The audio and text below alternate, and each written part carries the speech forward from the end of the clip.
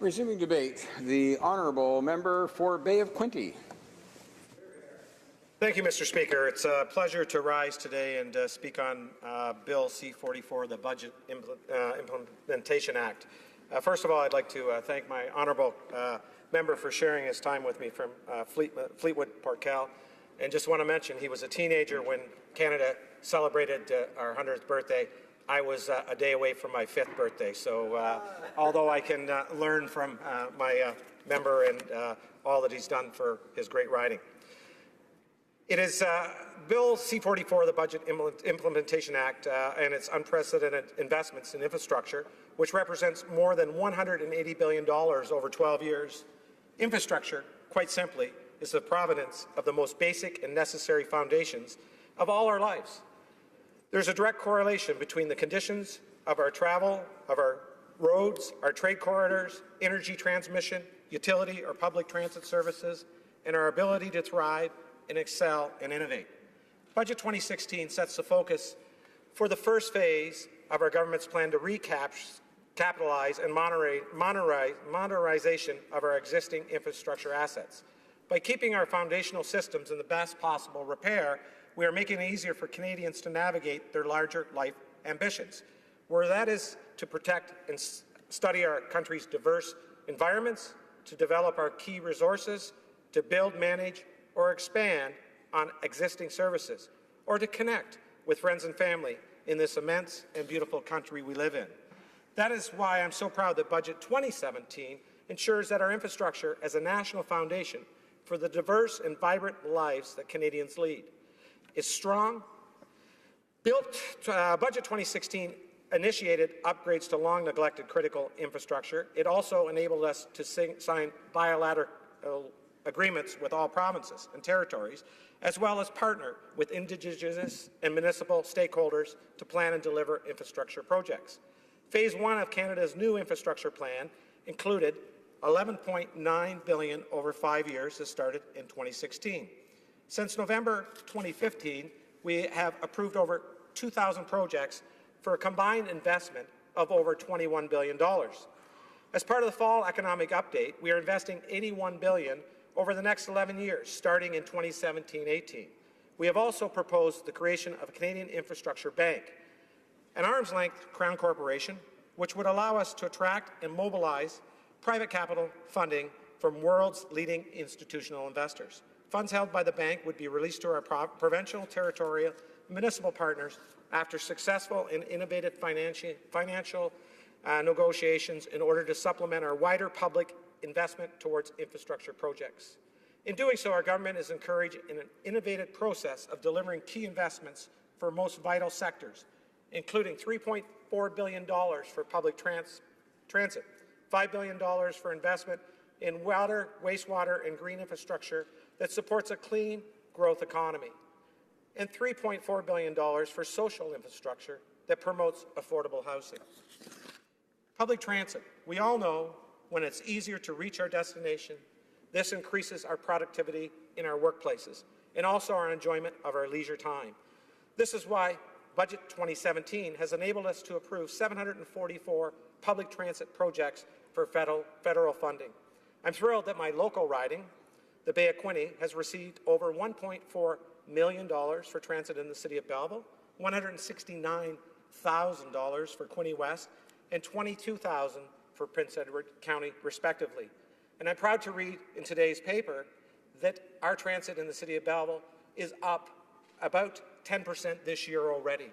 So it proves that these investments build our economy and create a better life for the people that live there. This federal funding was enabled upgrades and expansion for existing transit service across the Bay of Quinte region. These investments will generate feasibility studies on existing transit usage, modernization of vehicle storage facilities, creation of additional bus shelters, and expansion of coverage as well as the transit service offered. Across Canada, 132 transit systems will receive similar funding to help build and connect public transit across our communities. By offering more reliable, accessible, and connected public transit options, we are allowing our communities to lessen their ecological footprint, but simultaneously taking larger steps towards improving the ways we live, move, and work. Clean Water and Wastewater Fund. We all know that when we can trust our sources of water or the practices associated with processing all the residential, commercial, or industrial forms of waste that we make, we are able to rest easier, knowing that our health and safety are not in question. This is why Budget 2017 has set aside funding to expand 219 wastewater systems and to rehabilitate another 328. Few of us like to think on what exactly is hidden, treated, and recycled through these systems, but none of us can ignore the importance of these crucial arteries of infrastructure. Without proper sewer, air, and venting, the water intake mechanisms in place that are not in place, we are unable to deal practically or safely with the most basic aspects of human life. Notable projects that fall under these are Bragg Creek flood mitigation in Alberta, or the sanitary servicing to reduce phosphorus to Lake Simcoe, Royal York Bay, Cottage Lane in Barrie, Ontario. This reminds us all that our rural, remote, or urban communities need clean water for their residents, for their agriculture, commercial, or industrial processes, but especially for emergency services like firefighting. These projects and others can encourage efficient water use and assist the key gatekeepers of our rivers, streams, and watersheds and waterways to provide safe water intake and treatment for all Canadians. Green technologies. All across Canada, other projects that generate the use or development of clean and sustainable products or services have also received funding as part of our wider initiative to build safe, inclusive, and sustainable communities. With support of low-carbon, green economy, projects like upgrades to the Red Rock Waste System Treatment Plant in Red Rock, Ontario, illustrate the success of Budget 2017 in supporting the acceleration and adaptability of our communities, whether urban, rural, or remote. These projects are just a few of the strong examples of our plan to encourage intergovernmental stewardship of existing resources or energy's use of emerging technologies and draw from the multifaceted expertise of Canadians going forward. We know that in order to generate and share the very best practices and ideas and innovations in products, culture, or agriculture affair and connect with our fellow Canadians, whether locally or over long distances, we must ensure that our infrastructure is greenable, accessible, and technologically equipped to offer the highest levels of service to our citizens, residents, and visitors. We owe this as much to ourselves as we do to our future generations. The stronger our infrastructure is, the stronger our own capacity is to shape our future becomes. Thank you, Mr. Speaker. Questions and comments? Question commentaire? The Honourable Parliamentary Secretary to the Government House Leader. Thank you, Mr. Speaker. I thank my colleague for sharing his thoughts on the budget. And the budget is a very important document for any government. It establishes the priorities.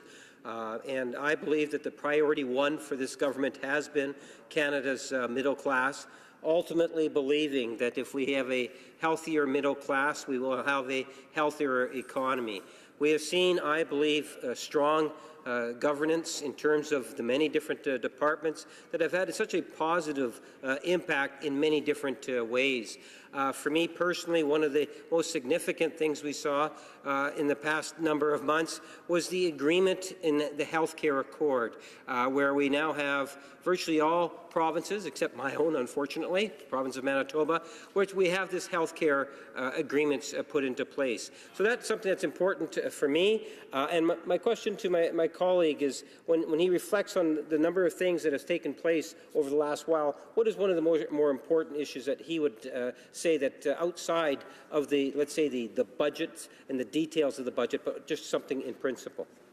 The Honourable Member for Bay of Quinte. And I thank my honourable colleague for that question. And as some of us are aware in here, being a former mayor and of a small centre or small municipality, that it's important for us to have suitable funding and programs that our mayors can plan forward.